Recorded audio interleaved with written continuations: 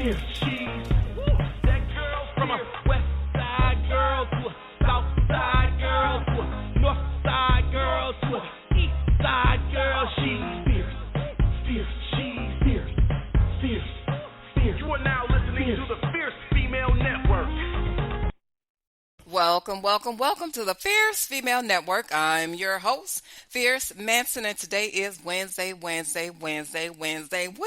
baby. It is Wednesday, my darling. It is May, y'all. May, the end of May. May 27th, 2026, 6 p.m. on the Central Standard Time Zone and 7 p.m. on the Eastern Standard Time Zone. You know what I'm going to say. The Eastern Standard Time Zone is the time zone that rocks my socks off, honey. You know I got to push it up to the ATL, to my home team. Must give a shout out to my team, Fierce Nation International, the hardest and barely working team on the planet. So listen, you guys know that I started a mini-series. Now, this is the first time ever that I have embarked on doing a mini-series.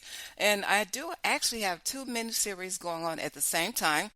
The first mini-series, the subject is if you suddenly lose a family member, suddenly, you know what to do. And then there's another mini-series. The second one, it has to do with caregivers protection. If you're wondering why did I choose or decide to start two different mini-series, it's because recently, you know, my situation of being a caregiver for many different years. And so I wanted to do a series on caregivers protection because a lot of times caregivers don't protect themselves. So that's a different mini-series. Today, the focus is the mini-series if you lose a family member suddenly, and my family did lose a family member suddenly. You guys know the story. I lost my brother December 11th, 2023. I know it's almost 3 years. This December will be 3 years. My gosh, that time goes so fast. So listen, I wanted to do a mini-series if you lose a family member or a friend suddenly. What to do, because you know you're very emotional. Your emotions is high. You know, the person just passed away and you're all over the place. You're scrambling all over the place. And so if you've been following the series, this is segment number 7. You know, I talked about how the police report can give you closure. You're going to need a police report that will give you closure down the road. Believe me, trust me, get the police report. It will give you some closure. It will help you to answer questions. And then also, you know, I talked about as well to bury your family member. If your family want to bury the member, make sure to bury that person. Don't let anyone cremate the person because things will arise. You do want to have closure. I'm telling you, closure is going to rear its ugly head and you're going to have a lot of internal problems trying to answer questions. So I started the journey of trying to figure out the answers to a whole lot of questions. So listen, today is number 7. Installment is number 7. It is entitled Criminal Negligence versus Involuntary Manslaughter. See, questions, you have a lot of questions, and then you discover the answers to the question as time elapses. And people wonder, why in the world are they talking about this? And it's so many years down the road. Because things start to unravel. And you start to get answers to your questions. And so one of the questions, I found out it was almost 2 years. 2 years had passed, and my mother had said to me when he was passing, when he was in distress, and the young lady called my mom telling her that he was in distress and he was ill, and my mother says, well, I'm coming over to the house. And the person on the other end of the phone says, do not come to this house. Do not come to this address. Who does that? Who says don't come? Now, this is the mother.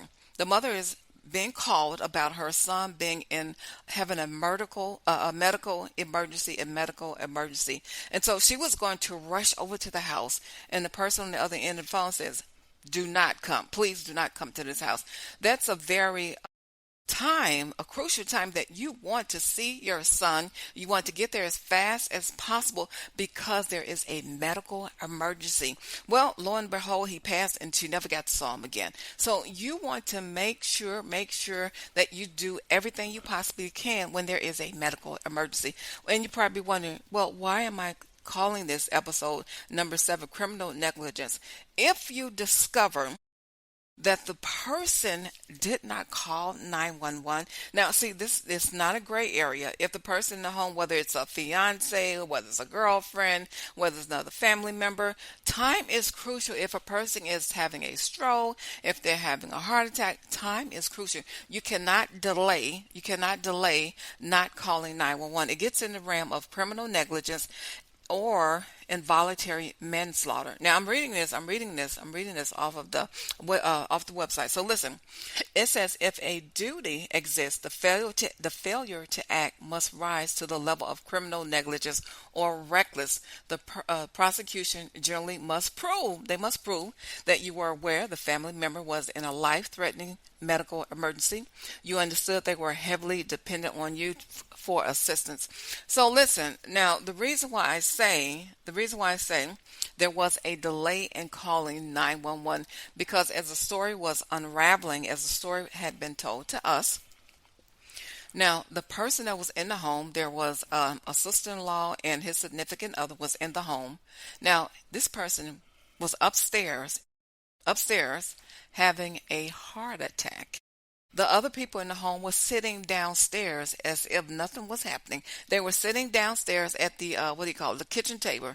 The sister-in-law and the other significant other, they were sitting downstairs, and the paramedics finally called and got to the home. Well, he passed. Long story short, he passed away. Now, let me tell you something. He passed in the home.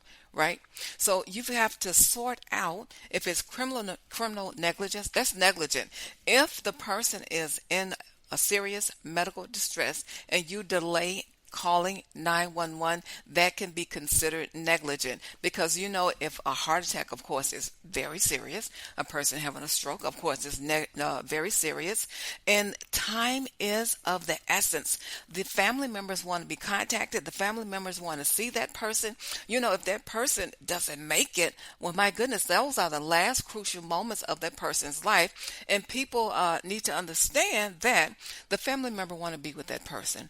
If it's the last few moments, you gotta act quickly and swiftly because time is of the essence. You don't know if the person is going to make it. You don't know if the person is not going to make it. The mother, whoever, the sister and brother want to get to where they are to be with them in that moment of the passing. And you should never bar someone or block someone. So in this instance, the mother was blocked for whatever reason to not come to the house and be with her son as he was passing. Who does that? That kind of reeks the sound of negligence. It kind of reeks the sound of criminal negligence because, if you call and get the paramedics there quickly, maybe they can keep him alive for another hour to, for the family member to get there and be with him in those last moments of his passing. And so, of course, that did not happen. They waited and they delayed. They did not call 911. We were told not to come to the house. We were told to go to the hospital. The man was already dead. The family members were told to go to the hospital. He was already dead. Well, we didn't know that, of course, until I started getting paperwork together to figure out what happened and what was going on. And so, of course, I went to the police department several times to get what I needed. And of course, I did email different people and start putting the pieces together. And so, you've got to put the story together and you figure out, what happened here? You know what I mean? So you've got to take care of yourself. And when people pass over, people are very emotional. You can't help but to be emotional. You're very upset. You just lost a loved one, and you want to be able to have closure because that thing is going to gnaw at you all the time. So listen, so that's a mini-series. And people on the other side, maybe people that's not related and not close to the family, they think, well, no big deal. The person just passed. It is a big deal. It's a holy hell of a big deal because the person doesn't have their family member. They're gone. And you got to answer questions. And of course, no one is around to answer the questions. You got to put the pieces together. And then when the other people start acting very strange, cutting you off, you know what I mean? Cut you off and not following through what the person that passed their last wishes, things start to look very fishy. Things start to look very funny, start to look very, very funny. So listen, he left specific directions for us. Things don't happen. It's like, well, my goodness, what's going on here? So listen, that's miniseries segment number seven. Number seven. So I do have some music for you. Got some music for you, and I think the appropriate song to play is "Prayer." Y'all know I love "Oh Sammy, Oh Sammy, Oh Sammy." This song is called "Prayer," and also I want to remind you guys to shop with me at Cozy Earth Deep Pocket Discounts. It's still 30% discount, a 30% discount, 30% discount, y'all, 30% discount. So listen, click on the link in the bio. When it opens up, you will see the store, Cozy Earth. Make sure to shop. Put in a discount code FFN for Fierce Female Network to get your deep pocket discount, 30%. And so, once again, before I play the song Prayer, and then I'm pretty much out of time. So you want to make sure that you get the police report, make sure that you get some items. And so when a lot of things start to add up and it still doesn't make the correct picture, like Judge Judy says, if it looked like a duck, if it acts like a duck, it's a duck. So listen, and then you promise ashes, and then they turn around and start doing different things, saying that, well, I never promised you ashes, but in the text messages you have proof to back up that this person said, yes, you're going to get ashes. Then after everything's sealed and he's been cremated, and they say, well, you don't get any ashes. The mother doesn't get any ashes, the sister doesn't get any ashes, the brother doesn't get anything. And so it starts to look really creepy. It starts to look and sound really creepy when people start acting different ways. So listen, this is the song Prayer. This is Oh Sammy and Prayer. Take a listen to this.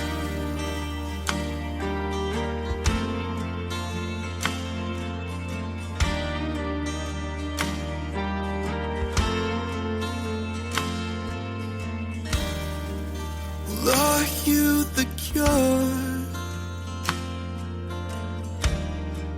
Or are you the darkness?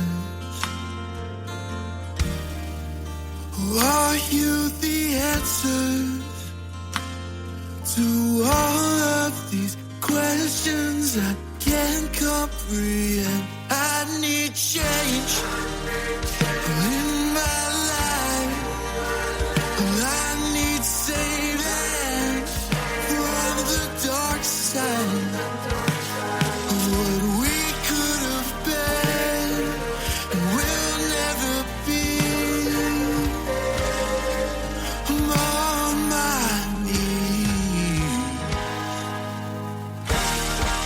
Cause if you're God, and if it's all not,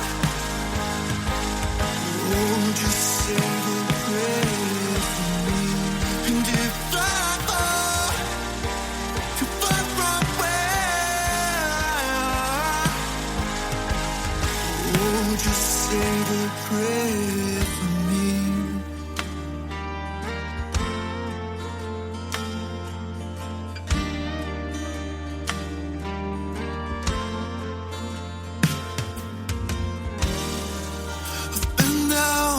Road 1,000 times before. My body's aching and my legs are shaking. I don't think I can take it. I need change in my life. I need saving of the dark side. Oh, all of my hurt, it all goes away. You were here. 'Cause if you're God, and if it's all not, oh, just say the prayer. And if I fall too far from where, just say the prayer. Just say the prayer.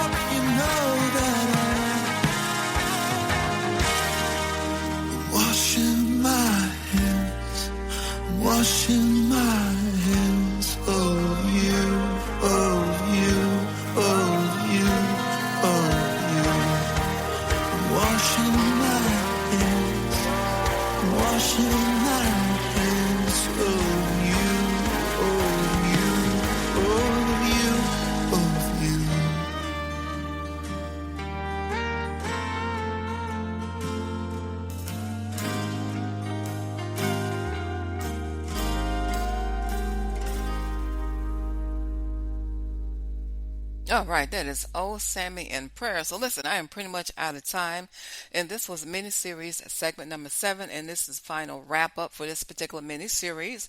Number 7, this is the last installment, So listen, I got to get on out of here. It's been a stone cold blast as always. It is peace, love, and soul. You